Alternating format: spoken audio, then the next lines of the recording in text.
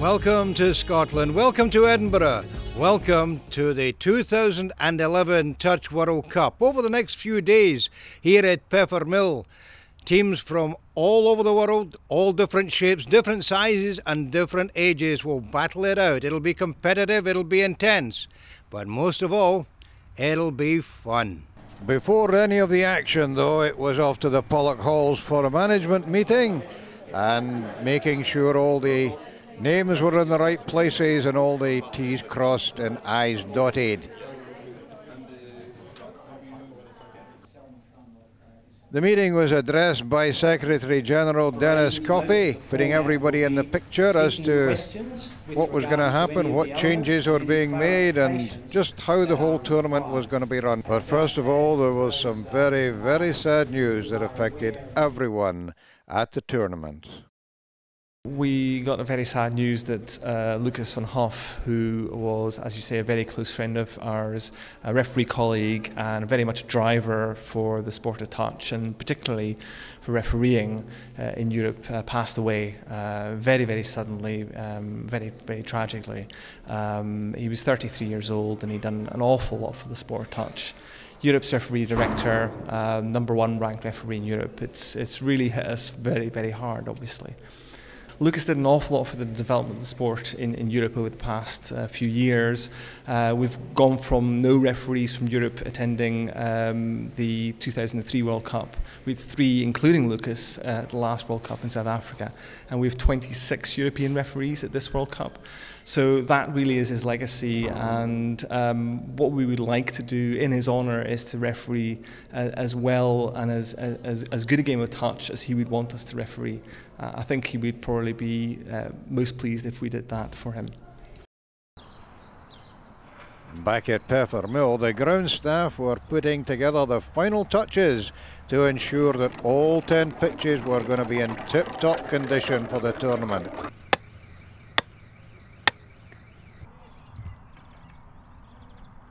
The team tents were just about completed and things must have been going pretty well because even the organiser had a smile on his face and was offering to buy drinks. I'll buy you a beer. I'll settle for 2 beers. At the nearby Inch training ground, we caught up with the American over 35 side. They weren't just running moves, they were going through a very strange pre-match ritual practice as well. We've been here since Saturday. And the weather's been quite kind to you? Yeah, a little bit of rain, but we're used to it where I come from in America. Portland, Oregon, it rains a bit there too, so we're ready. Okay, so what sort of spread does you guys got? Are they from all over the States? Yes, from everywhere in the States. Florida, New York, Oregon, California, Phoenix, Arizona, Texas. So pretty much, a good base of players from around the country. Yep. Yeah. So is this the first time you've all been together? No, we've had 2 training camps leading up to it. We had sort of localised one for different areas, and then we had a big one in Phoenix where we had the whole squad together for a long weekend and went through all the basics and got things organised for our teams. So. Grant, you've got a mixture of athletes there. Tell us about this team you've got. So this is the mixed open for the US, and we've got expats from around the world in the team and about 4 or 5 Americans. Expats from where? From South Africa, New Zealand, Australia, Canada. Yeah. That's it. Yeah. And you've got an American contingent there as well. Yeah, we've got about 4 or 5 Americans. Yeah, from New York, California, Seattle. Yeah. And in terms of the tournament, how do you fancy your chances? How do you think you'll do? We're in a pool with Australia, England, Belgium, and Guernsey. So we're hoping to win 3 of the games. Right. Yeah, and that would put us through the playoffs. While the players were out on the training ground, the delegates were getting together for the FIT AGM. Old acquaintances were being renewed and new friendships were being made.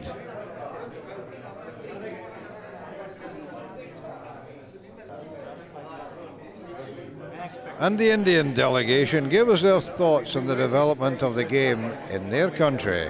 It is a game now certainly going to leap forward. It's not as yet in a growth stage, it is in a development stage in India. So we are trying our hard to bring it to that level so that it may match with the world level here. So Mr. General Secretary, Mr. Sharma has tried his best also, and we are incorporating few other states also. At present, 17 to 18 states in India are already introduced to this game. In fact, we started the Federation Touch in India in 2002. We got affiliation with the international body in 2003. Thereafter, we have so far conducted 6 national championships. We have 35 states. Out of those 35, 24 states are our members. State associations are there. So you would say that the game is in a pretty healthy state in India? Yeah, we can say it is good health in India, but still in a developing stage. And so to the AGM itself. The meeting address by the officials. There was a willing show of hands and another opportunity to hear the FIT anthem. For everyone, measuring excellence with lots of fun, uniting us all in one common goal. Our players and team never stand alone.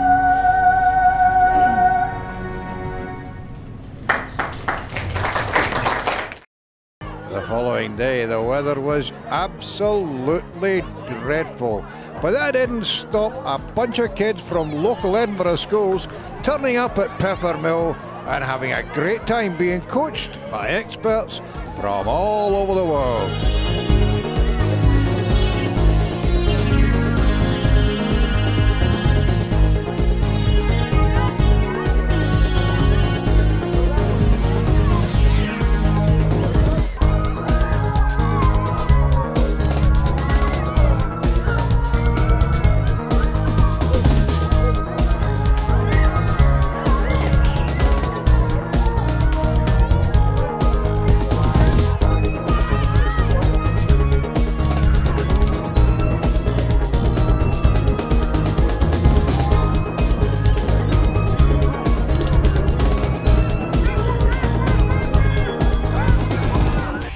Yeah, we're absolutely excited. As you can see, we've got around 5 schools working with 5 of the nations today in aid of the Touch World Cup Youth Festival. We've had the nations out coaching them today. It's been absolutely fantastic. The kids are so enthusiastic, and as you can see from behind me, even though it's absolutely bucketing down with rain, they're still totally excited about what they're doing. They're having a fabulous time out there. And do you go into schools? And do the Scottish Touch people, do they go into schools and spread the word? Yes, we've been working very closely with the Scottish Rugby Development Officers and also Active City, which is a City of Edinburgh initiative, and also with Event Scotland on the Year of Active Scotland, just to really get into the schools now and start to develop touch as a sport. So this Touch World Cup is a real fantastic opportunity to be able to spread the word and promote the sport and get grassroots development happening. Terrific, Karen. Congratulations on organising a fantastic day. Miserable conditions. The kids are having a great time. When you're that age, the rain doesn't matter. And it didn't seem to matter too much either to this happy bunch from France. But with the rain hammering down, a decision was going to have to be made. And we've postponed the opening ceremony, and it will be held later in the week. Thanks very much. Cheers. Just look at that weather. It's absolutely miserable. It's so bad that the opening ceremony has had to be cancelled this afternoon. But I tell you what, we were watching the kids earlier on. They were having a wonderful time, rain or not. And this won't dampen the enthusiasm of the participants tomorrow morning, because when they kick off, it'll be all systems go. But for the moment, it's pretty damp here at Peffermill in Edinburgh, I can tell you.